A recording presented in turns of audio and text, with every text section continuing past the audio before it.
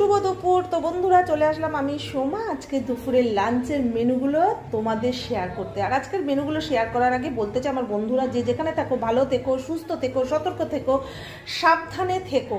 আর তোমরা তোমাদের কিন্তু সময় মতো লাঞ্চটা করে নিও। আর আমি এখন গরম গরম রান্না করে গরম গরম লাঞ্চ করে নেব, খেয়ে নেব।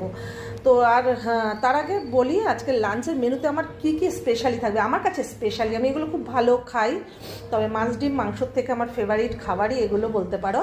তো চলো আর বেশি ভাত না বকে বলা যাক। এখানে আছে গরম ভাত, মুসুরির ডাল, টমেটো ধনে পাতা দিয়ে, সর্ষে শুকনো লঙ্কা ফোড়ন দিয়ে, আছে মূলো ভাজা, এখানে পেঁয়াজ রসুন ধনে পাতা কাঁচা লঙ্কা শুকনো লঙ্কা কালো জিরে ফোড়ন দিয়ে, আছে লাল লাল করে আলু ভাজা, আছে আমার জন্য এক পিস মাছ ভাজা, আছে ছাকা তেলে বেগুন ভাজা, আছে ফুলকপি ভাজা, আছে আমের চাটনি, আছে কালকের একটু মাছের ঝাল। তো কেমন হলো মেনুগুলো, দেখতে কেমন লাগছে তোমাদের বলো তো, ভালো লাগলে কমেন্ট করে একটু জানিও প্লিজ।